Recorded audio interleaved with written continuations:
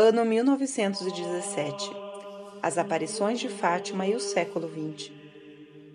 Participa aos meus ministros que, dado seguirem o exemplo do rei de França, na demora em executar o meu mandato, tal como a ele aconteceu, assim o seguirão na aflição. São essas as palavras de Nosso Senhor à irmã Lúcia, no verão de 1931. Ele retornou ao assunto em agosto do mesmo ano. Não quiseram atender ao meu pedido. Como o rei de França se arrependerão e por fim o farão, mas será tarde. O último recurso divino. A que essas extraordinárias mensagens se referem, mencionando explicitamente o erro de Luís XIV em não consagrar a si mesmo e o seu país ao Sagrado Coração de Jesus? É preciso considerá-las dentro do contexto geral da revelação de Fátima, por si só profundamente relacionada com a história do século XX, no qual os tradicionais cavaleiros do Apocalipse, a guerra, a fome, a peste e a morte, atacam a terra com ímpeto. Foi como se Deus, ofendido, para usar termos humanos, com a desobediência a seus sucessivos pedidos, decidisse dar uma última chance e enviasse sua mãe numa missão para tocar os corações de um mundo cada vez mais indiferente e pecador. Ao começar o início do século XIX, a Era de Maria presenciou um número incomum de aparições de Nossa Senhora. Primeiramente em 1830, com sua visita a Santa Catarina de Labouré, em Paris, e em seguida com as aparições de La Salette, Lourdes e Pontimão. Em todas essas aparições, Nossa Senhora pedia por oração e penitência. Em 16 de setembro de 1828, o beato Guilherme José Chaminade, fundador dos Marianistas, escreveu profeticamente ao Papa a respeito do que acreditava ser o começo de uma nova era na história. Essa era a Era de Maria, dizia ele. Traria um grande triunfo para Cristo e sua Igreja. Em outra carta, escrita no ano seguinte, diz ele: para ela, portanto, está reservada uma grande vitória em nosso tempo, pois a ela pertence a glória de salvar a fé da destruição que a ameaça. No limiar de um desastre. No alvorecer do século XX, todavia, o triunfo do bem parecia improvável. Ao longo dos últimos anos do século XIX, os otimistas e materialistas, geralmente as mesmas pessoas, exaltavam as novas descobertas como o prenúncio de uma nova era de paz e progresso. Ao longo da década de 1890, descobriram-se os bacilos que causavam a malária e a peste bubônica. Detectaram-se os raios-x, inventou-se a câmera de filme cinematográfico, o dirigível e construíram-se maravilhas como o metrô de Paris e a hidroelétrica das cachoeiras de Niágara. O que a ciência não atingiria, o que a humanidade não escreveria nas páginas em branco da história, abertas no dia 1º de janeiro de 1900?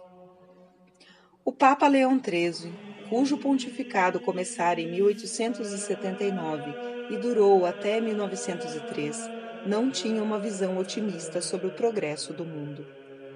Em 13 de outubro de 1884, o pontífice sofrera um desmaio após celebrar uma missa. Aparentemente um derrame ou infarto, e permaneceu inconsciente por certo tempo. Na verdade, não fora um problema de saúde, mas uma graça espiritual. Leão teve uma visão em que via Satanás pedindo a Deus mais tempo para que pudesse desatrelar todo o seu poder sobre o mundo e a Igreja. E viu Deus concedendo-lhe um período de cerca de 100 anos. Após essa visão, Leão XIII compôs 2 orações a São Miguel Arcanjo. Uma delas é curta e devia ser recitada após a missa. A outra era uma forma mais longa de exorcismo. Conta-se que ele compreendeu que após o período deste formidável ataque, seguir-se-ia a vitória de São Miguel e da Igreja.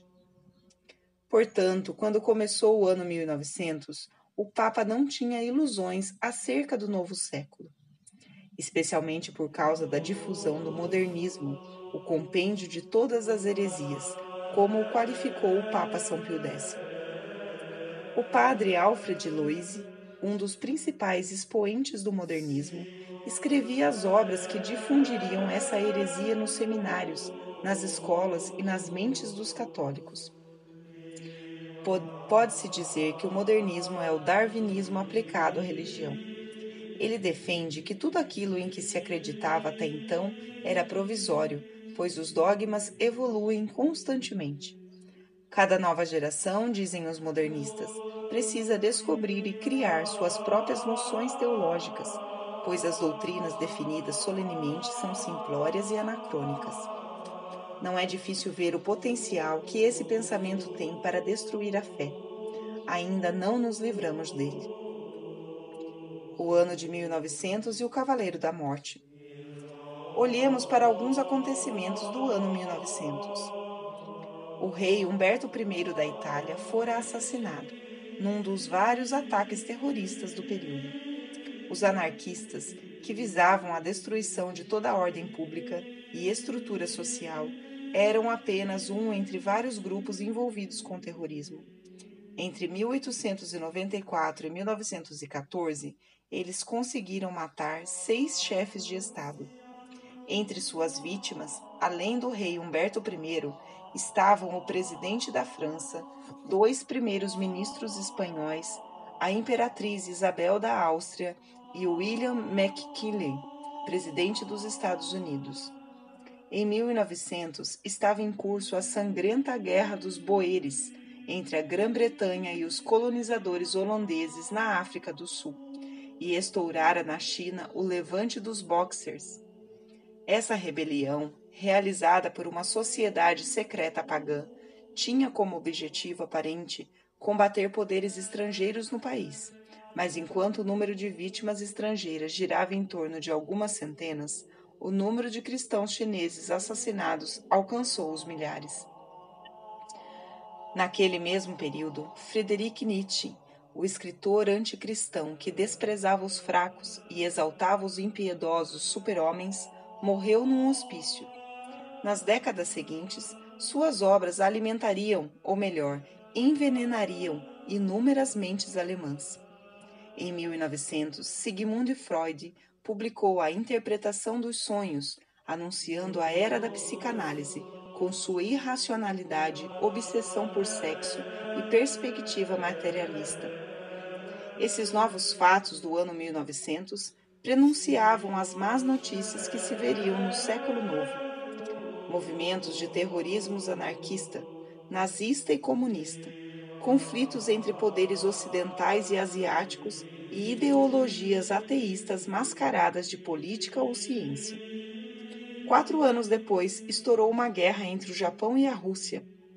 Este último país sofreu com a subsequente instabilidade econômica, que trouxe crises agrícolas e rebeliões, bem como milhares de assassinatos terroristas.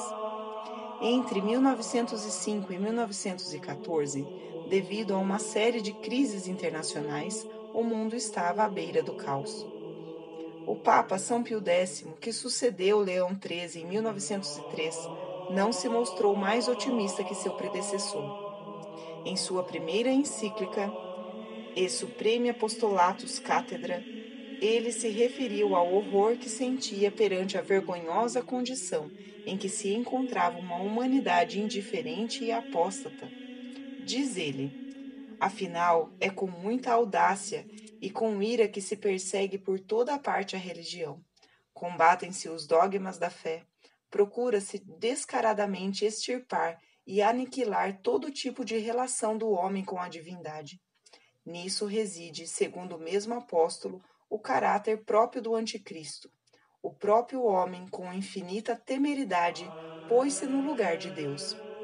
Ele se perguntava também se, quem considera tudo isso tem razão em temer que tal perversidade de mente seja uma espécie de amostra e talvez o início dos males, reservados para os últimos tempos, que já esteja no mundo o filho da perdição, do qual fala o apóstolo. Fátima. A era de Maria rapidamente se tornava o século da guerra generalizada, mas Nossa Senhora se preparava para intervir. Combateria Satanás mediante a série de visitas celestes mais espetaculares da história. Em 1957, num encontro com o padre mexicano Agustín Fuentes, irmã Lúcia disse: nos planos da providência divina, Deus utiliza sempre todos os outros remédios antes de castigar o mundo. Mas quando ele vê que o mundo não lhe dá qualquer atenção, então, como dizemos na nossa maneira imperfeita de falar, ele nos oferece com alguma apreensão o último meio de salvação, a sua Mãe Santíssima. O século XX, portanto, não viu apenas terríveis castigos, viu também a visita de Nossa Senhora a uma pequena cidade de Portugal. A natureza das mensagens de Fátima, sua ligação com os eventos globais e o extraordinário milagre público no qual elas se comprovaram não tinham precedentes na história das aparições marianas. Em 1916, um anjo visitou várias vezes 3 pastorinhos, Lúcia, Jacinta e Francisco, referindo-se a si mesmo como o anjo da paz e o anjo de Portugal, São Miguel. Ele ensinou às crianças orações de penitência e incentivou-as a fazer sacrifícios pela conversão dos pecadores. Ele mencionou particularmente as ofensas, os sacrilégios e a indiferença com que se ofende Nosso Senhor, e disse que homens ingratos ofendem gravemente a Sagrada Eucaristia. No dia 13 de maio de 1917, Nossa Senhora apareceu às crianças, prometendo retornar no 13º dia dos próximos 5 meses. O Cavaleiro da Guerra e a Grande Revolução. No mesmo ano, ocorreram 2 eventos importantes na Europa. As crianças provavelmente só ouviram falar sobre um deles. Portugal lutava na devastadora Guerra Mundial desde 1914, quando complexos desastres diplomáticos resultaram na invasão alemã à Bélgica e à França e trouxeram devastação e morte ao continente europeu. Além do fato de a tecnologia moderna ter tornado esse conflito mais devastador que qualquer outro na história, os seus efeitos foram sentidos muito além da Europa, à medida que diversas nações eram sugadas pelo redemoinho. A matança parecia não ter fim, e em todo lugar havia angústia e tristeza pelos soldados em combate. Algo mais ocorria em maio de 1917. Poucos deram atenção aos tumultos na Rússia, que começaram em fevereiro, com a escassez de alimentos. Com efeito, a nação vivia há muitos anos uma condição precária. Grupos radicais, entre eles os recém-organizados marxistas, tentavam desestabilizar o governo havia décadas. Entre 1906 e 1911, houve cerca de 4.000 assassinatos terroristas, e entre os mortos estavam homens competentes como o primeiro-ministro Prior Stolpin, que havia implantado uma série de medidas benéficas aos camponeses, aumentando a prosperidade do país de modo significativo. No entanto, algo pior aconteceu. A família real caíra no feitiço de uma das figuras mais bizarras e sinistras da história, o monge Grigori Rasputin. O passado negro de Rasputin incluiu participação em ritos ocultistas. Ele fora denunciado por um bispo da Sibéria, sua terra natal. Sem dúvida, Rasputin possuía poderes incomuns de cura. Ele previra acertadamente o assassinato de Stolpin, ao apontar para a carruagem do primeiro-ministro quando a viu passar na rua no dia 13 de setembro de 1911 e bradou: "A morte está atrás dele". Stolpin foi assassinado no dia seguinte. A reputação de promiscuidade rendeu a Rasputin o apelido de O Devasso, e a despeito de sua aparência suja, o seu apartamento em São Petersburgo tornou-se um imã para as senhoras da corte, sobre as quais ele exercia uma espécie de atração hipnótica. Uma de suas seguidoras costumava chamá-lo de Deus, e ele não se opunha.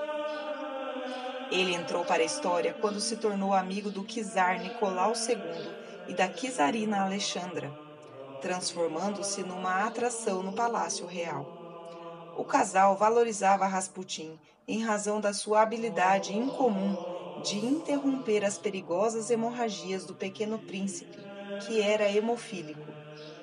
Quando a criança suplicava e os médicos nada podiam fazer para conter a dolorosa hemorragia interna, Rasputin se levantava aos pés da cama do menino e olhava-o. Em poucos instantes a criança se recuperava. Certa vez, quando a família estava de férias, longe de casa, um ataque violento colocou em risco a vida do príncipe. Alexandra enviou um telegrama pedindo conselhos a Rasputin, que estava em São Petersburgo. Ele respondeu a czarina para não fazer nada, pois a criança logo iria se recuperar, o que sucedeu imediatamente. A grande influência de Rasputin sobre a czarina mostrou-se evidente quando começou a Primeira Guerra Mundial, a qual opôs o antiquado exército russo à moderna máquina de guerra alemã. O czar foi convencido a se juntar às tropas no campo de batalha, embora ele não tivesse experiência militar. Alexandra permaneceu em casa e agora estava no comando, tendo Rasputin como seu principal conselheiro. O governo imperial estava literalmente sob o controle dela. A czarina demitiu vários funcionários experientes e os substituiu por incompetentes recomendados por nosso amigo. Era esse o modo com o qual o casal se referia a Rasputin nas suas correspondências. Um dos indicados por Rasputin era quase louco. Outros não eram tão ruins, mas todos eram incompetentes. Caso fosse um agente bolchevique, seu trabalho em destruir o regime teria sido excepcional. O czar recebia petições para que tomasse alguma medida em relação às atitudes de Rasputin. Certa vez, o governante tentou evitar a substituição de outro oficial por um joguete de Rasputin, e a própria czarina dirigiu-se em segredo ao acampamento do exército a fim de persuadi-lo, e ele cedeu novamente. A esposa do czar sempre jogava com duas cartas.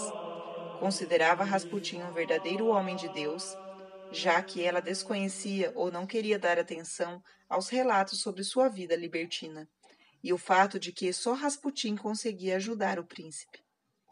Em 1916, o amigo finalmente foi assassinado por homens que não viam outro modo de se livrar dele. Eles tiveram de levar a cabo uma tarefa horripilante, cujos detalhes bizarros confirmam os poderes sobrenaturais do monge. A força anormal e a resistência à morte que ele demonstrou podem muito bem ter sido o resultado de uma possessão diabólica. O plano original dos conspiradores era simplesmente envenená-lo. Aconselhados por um médico, adicionaram a uma taça de vinho veneno suficiente para matar um elefante. Por precaução, colocaram a mesma quantidade de veneno em alguns doces. Rasputin era famoso por apreciá-los. Então, o príncipe Félix Yusupov convidou Rasputin para uma festa em seu apartamento. Convite que o monge aceitou de imediato, pois pensou que a esposa do príncipe estaria lá. Ao saber que ela fora visitar a mãe e não estava presente, o monge fez o que mais lhe agradaria naquele momento. Começou a entornar o vinho e a devorar os doces, e pediu que Félix lhe tocasse a balalaica. Logo ficou claro que Rasputin ingerira veneno suficiente para matar 2 elefantes, mas permanecia consciente. Félix começava a ficar nervoso. Rasputin olhava-o consciente e então Félix se deu conta de que o veneno não fizera efeito. Nervoso, disse a Rasputin que precisaria ir ao andar de cima fazer algo. Os conspiradores que lá estavam disseram-lhe para atirar em Rasputin. Ele desceu as escadas armado de uma pistola e encontrou nosso amigo virado de costas, olhando para uma bela cristaleira, acima da qual havia um crucifixo. Grigori Epimovich, disse-lhe Félix, você faria melhor em olhar para aquele crucifixo e começar a rezar. Quando se virou, Rasputin foi baleado no peito a queima-roupa e caiu sobre um tapete branco. Mas quando os conspiradores nervosos reuniram-se para remover o corpo, não havia nenhum sangue no tapete e o cadáver agarrou a garganta do príncipe gritando o seu nome. Félix, Félix, Félix! E Félix e seus amigos fugiram aterrorizados. Quando reuniram coragem para voltar, Rasputin conseguira sair da casa e estava atravessando o quarteirão. Baleado uma vez mais, ele permanecia vivo. Por fim, eles os espancaram com um atiçador de fogo. Em seguida, amarraram-no e o jogaram no rio Neva, cuja água estava semi-congelada. Mesmo assim, porém, parece que ele ainda não havia morrido no momento em que foi jogado, pois quando seu corpo foi recuperado na manhã seguinte, descobriu-se que as cordas estavam parcialmente desamarradas e os pulmões cheios de água, sinal de que ele ainda respirava quando caiu no rio. Rasputin finalmente havia morrido, mas o dano que causara era irreversível. A administração estatal estava tão desestabilizada que os ativistas marxistas puderam tirar vantagem dos tumultos de 1917 para montar uma revolução.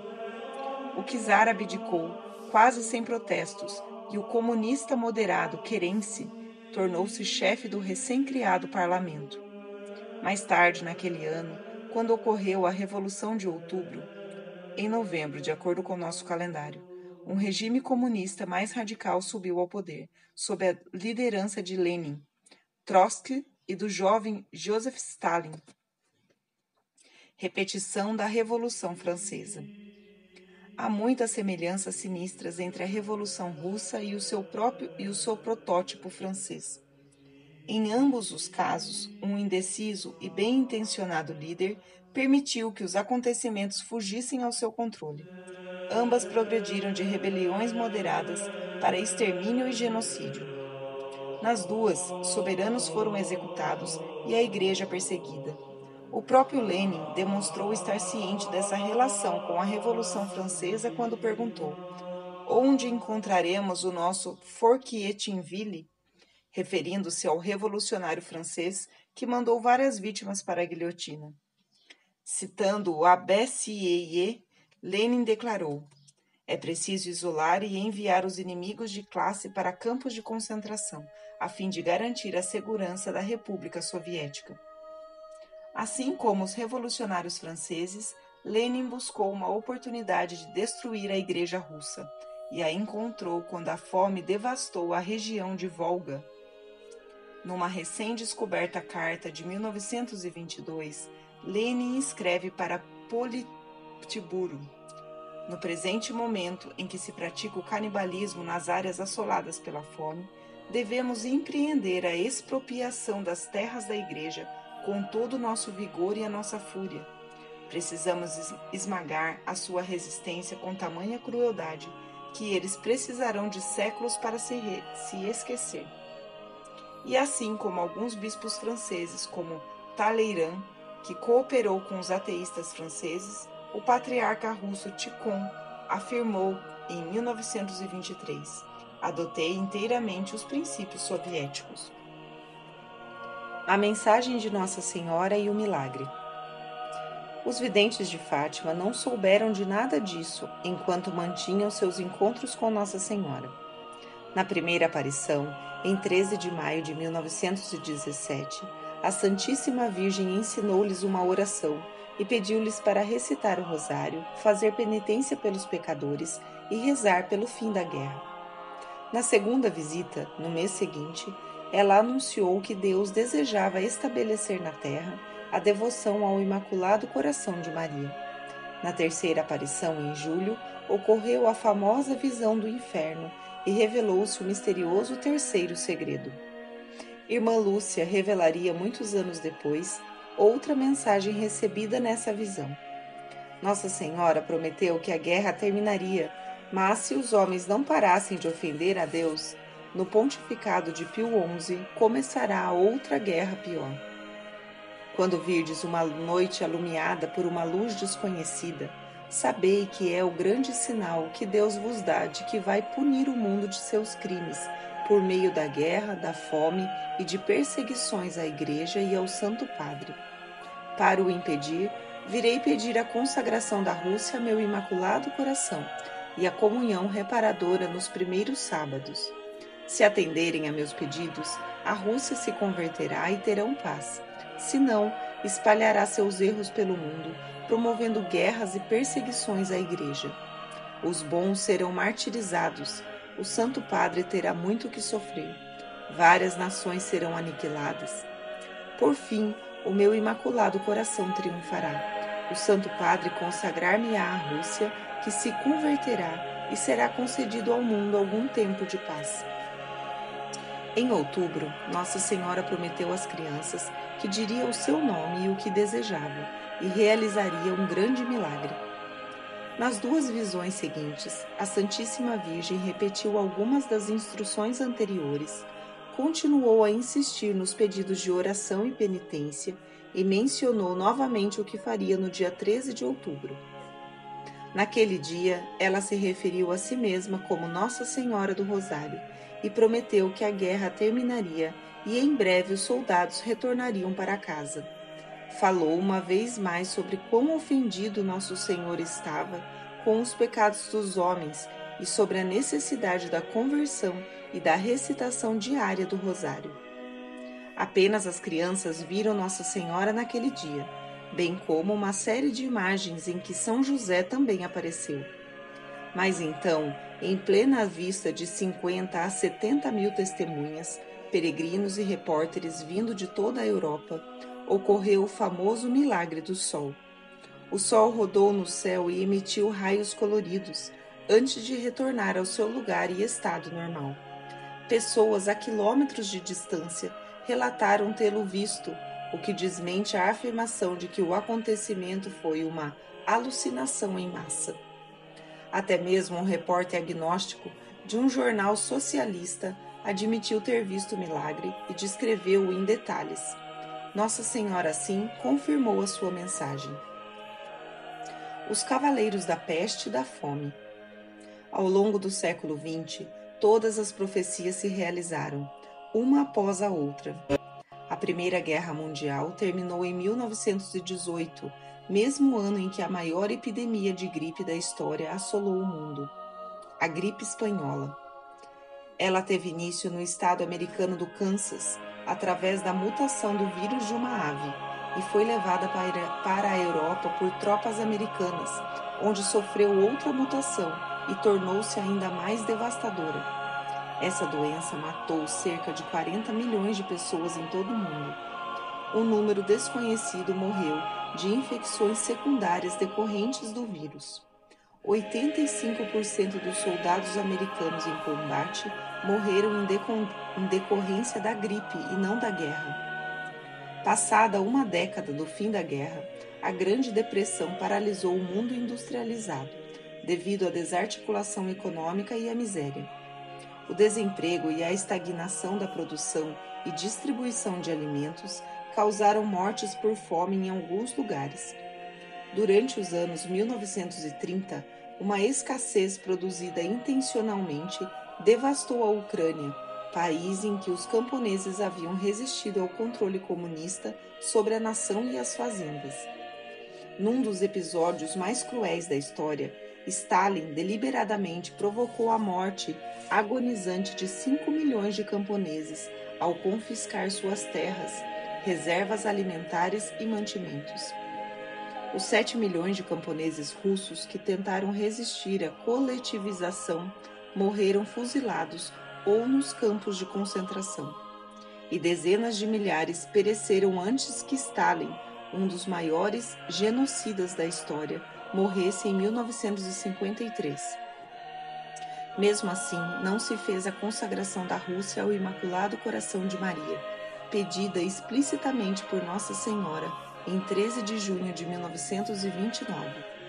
O Papa Pio XI soube dos acontecimentos em Fátima e da mensagem de Nossa Senhora, mas optou por não agir em favor delas. Isso nos parece um pouco estranho, já que foi durante o seu pontificado, 1922 a 1939, que as aparições foram investigadas e aprovadas. Ele esteve pessoalmente interessado nelas e chegou até a distribuir cartões de oração com a imagem de Nossa Senhora de Fátima. Estava também perfeitamente consciente dos perigos que ameaçavam o mundo e certa vez afirmou: "Vemos hoje algo que nunca se viu antes na história, a bandeira de Satã tremulando na batalha contra Deus e a religião, contra todos os povos e em todas as partes do mundo. No entanto, ele não realizou a consagração pedida por Nossa Senhora, que converteria a pobre Rússia, sobre a qual o Papa provavelmente refletia bastante. Talvez o seu foco fosse tentar evitar a Segunda Guerra Mundial.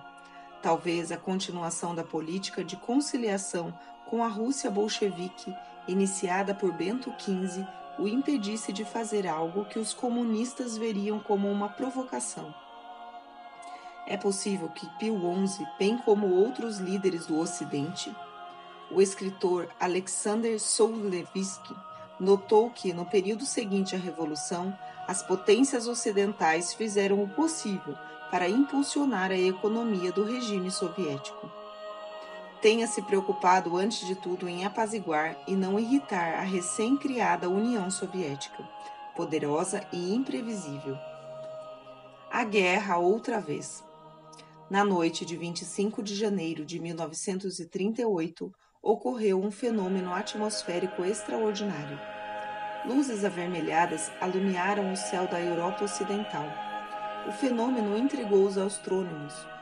Irmã Lúcia, no entanto, ao observar o fenômeno de seu convento na Espanha, o reconheceu como o prometido sinal de que uma nova guerra começaria.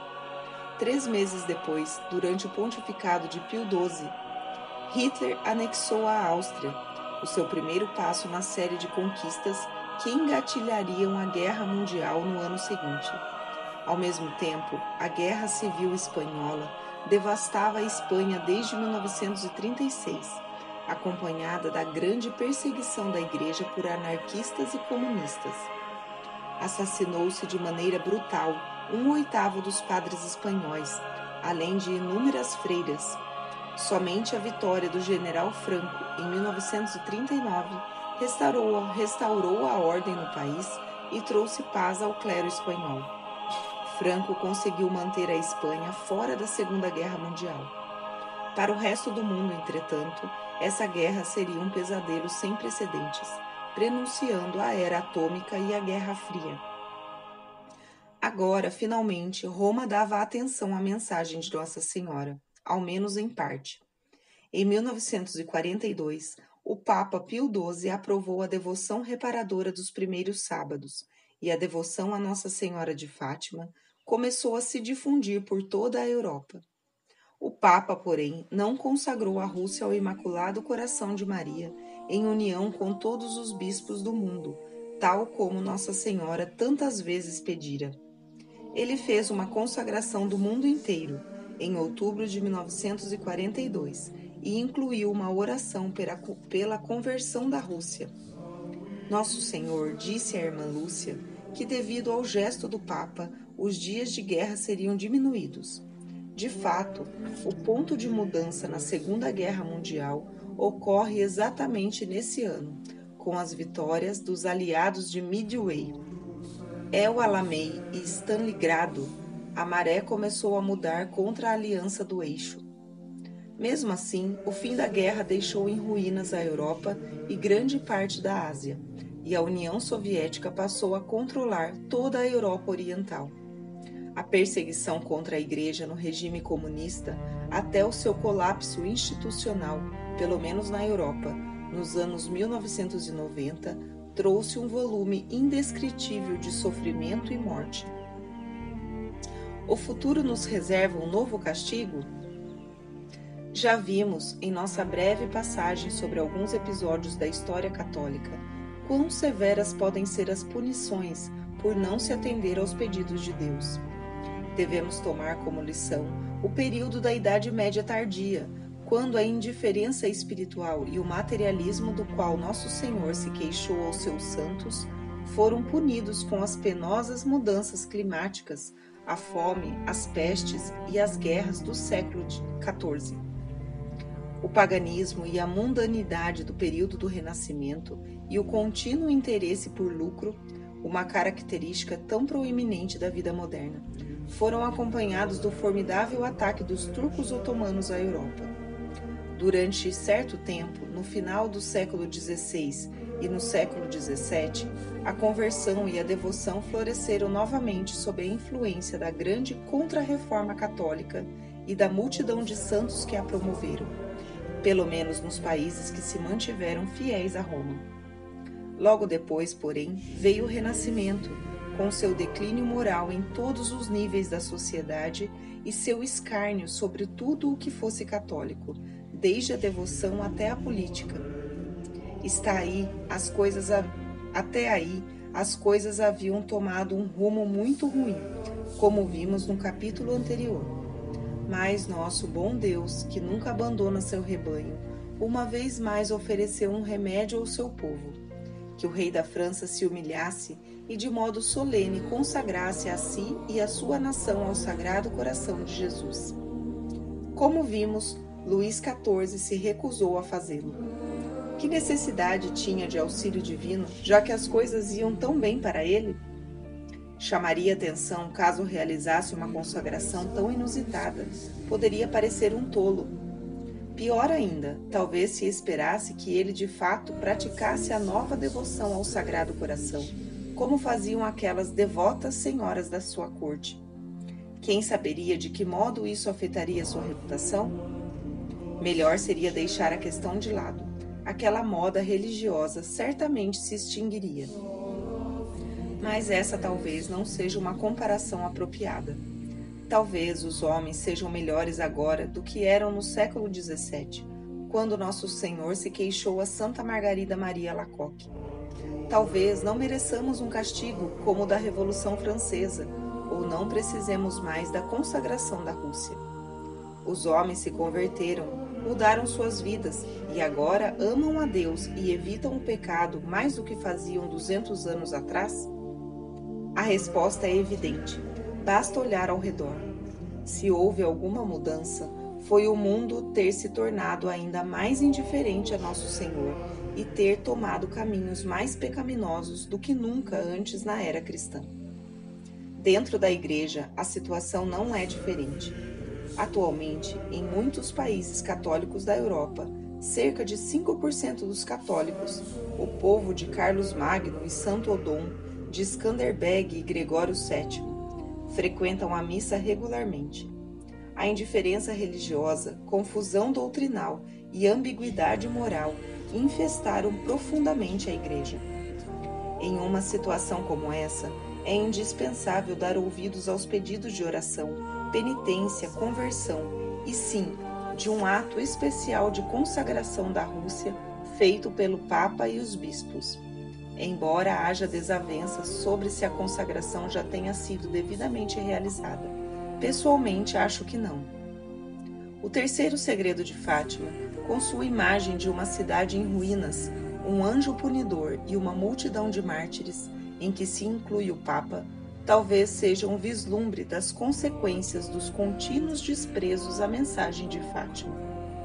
O historiador, porém, não pode afirmar, mas apenas apontar, preocupado, para o que aconteceu na última vez que se ignorou uma exigência explícita do céu. Luís XVI fez a sua consagração no momento em que estava aprisionado, prestes a morrer, e seu país decaía no caos e começava a espalhar seus erros pelo mundo. Esse castigo demorou 100 anos para chegar. Ainda não se passaram 100 anos desde 1917, mas estamos nos aproximando. Poderá haver outra divina surpresa? Chegamos aqui a um tema confortante e que não podemos deixar de mencionar. Se há algo que o passado católico demonstra, é como Deus geralmente interfere quando as coisas não parecem ter soluções humanas e muda o rumo da história. Citemos como exemplo a conversão de Constantino. Além disso, temos a promessa de 2 grandes desenvolvimentos históricos: a conversão da Rússia, a qual a irmã Lúcia disse que seria rápida e completa, e algum período de paz. Temos as palavras de Nosso Senhor de que isso acontecerá, e essa promessa deve nos encher de esperança. Estamos vivenciando um capítulo inacabado, possivelmente o mais interessante e mais perigoso de toda a história da cristandade. É de fato uma grande provação que exige de nós heroísmo e dedicação. A mensagem de Fátima se dirige não somente aos papas e bispos, mas também a nós, os leigos. A recitação diária do Rosário, a devoção dos primeiros sábados, as orações ensinadas por São Miguel e Nossa Senhora e o cumprimento de nossos deveres religiosos são armas de que nós, da Igreja militante, devemos nos utilizar, motivados por nossa devoção e amor por Nosso Senhor e Nossa Senhora e pelo nosso desejo de reparação. Não sabemos quando chegarão os tempos de paz, ou quais as catástrofes que podem precedê-lo. O certo é que o final deste capítulo da história será algo fascinante de se presenciar.